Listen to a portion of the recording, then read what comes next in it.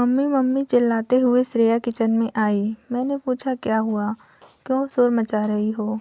वह बोली देखो ना भैया, मुझसे झगड़ रहे हैं। इनका कहना है प्यार का मतलब हासिल करना है। आप जिससे प्यार करते हो वो आपको ना मिले, वो प्यार करने का क्या फ़ायदा। उसे किसी भी तरह अपना बनाना ही प्यार है।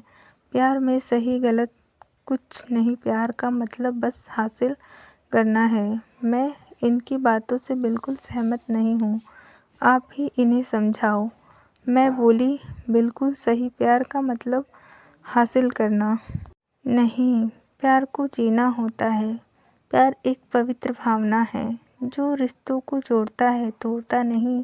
हम सभी चाहते हैं जिससे हम प्यार करते हैं उसी के साथ सारी ज़िंदगी बिताएं, पर हमेशा ऐसा होता ही है ऐसा नहीं। कभी कुछ ऐसी परिस्थितियां आ जाती हैं कि हम जिससे प्यार करते हैं उसे अपना जीवन साथी नहीं बना पाते, पर तब हमें उसे समझना है, हमें उसे विश्वास दिलाना है।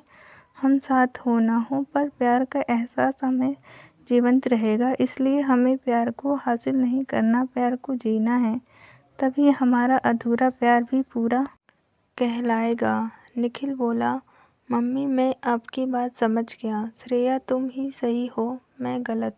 इतना कहकर वो दोनों चले गए और मुझे अतीत की सुनहरी यादें दे गए। मैंने 12वीं की परीक्षा पास करके महाविद्यालय में दाखिल लिया था। तब कुछ नया नया, नए दोस्त, नया माहौल। मैं बहुत खुश थी।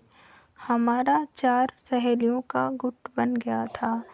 उसमें मैं स्वयं, समिका और मेरी 3 सहेलियां आर्या, श्रुति और आनंदिता। हम सभी बिल्कुल मदमस्त बिंदास टाइप की थी।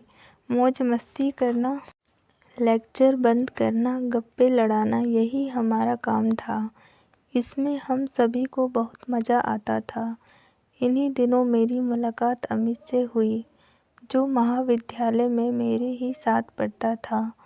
वह एकदम धीर गंभीर, हर समय किताबों में डूबा रहता था।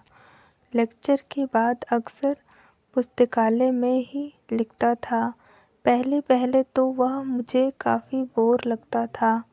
मैं अपनी सहेलियों के साथ मिलकर उसका मजाक उड़ाती थी। ये कितना पढ़ाकू है, जिंदगी तो मौज मस्ती का नाम है, उसका आनंद लेना ही चाहिए। पर धीरे धीरे उसका यही स्वभाव मुझे उसकी ओर आकर्षित करने लगा। 1-2 बार मैंने अपनी पढ़ाई के लिए उसकी मदद ली, फिर धीरे धीरे हमारी बातें होने लगी। अब मेरा मन भी पढ़ाई में लगने लगा। अब मैं भी ज़्यादा समय लेक्चर और पुस्तकालय में बिताती और अमित से इस संबंध में बातें करती। उसे हर विषय की गहरी जानकारी थी, साहित्य, समाज और राजनीतिक, हर विषय पर उसकी गहरी पकड़ थी। अमित कविता, कहानी भी लिखा करता था। मैं ज़्यादा से ज़्यादा समय उसके साथ बिताने लगी और ये दोस्ती धीरे धीरे प्यार में बदल गई। और अब महाविद्यालय के बाहर भी एक दूसरे से मिलना, पानी पूरी खाना, सिनेमा देखना, एक दूसरे के साथ ज़िंदगी बिताने के सपने देखना, यहाँ रोज़ का सिलसिला था। पर हमने ठहराया, हम अपनी मर्यादा कभी पार नहीं करेंगे। महाविद्यालय की पढ़ाई पूरी होने के बाद अपने माता पिता को बताकर उनकी रजामंदी से इस रिश्ते को आगे बढ़ाएंगे। ऐसे ही हंसी खुशी से दिन बीत रहे थे। कॉलेज का अंतिम वर्ष था। इसी बीच घर में मेरी बड़ी बहन सरवरी की शादी तय हुई। सभी बहुत खुश थे। सगाई हुई, अच्छे घर में रिश्ता तय हुआ था। लड़के वाले सज्जन और शालीन थे। मैंने और अमित ने ठहरा लिया था, हम दीदी की शादी के बाद घर वालों को अपने बारे में बता देंगे। धीरे धीरे शादी की तारीख नज़दीक आ रही थी। तैयारी जोरों शोरों से थी। हमारा परिवार मध्यवर्गीय था, तो मेरे पिता ने दीदी की शादी के लिए थोड़ा सा कर्ज लिया था। घर की पहली शादी थी तो वह अपने तरफ से कोई कमी नहीं रखना चाहते थे।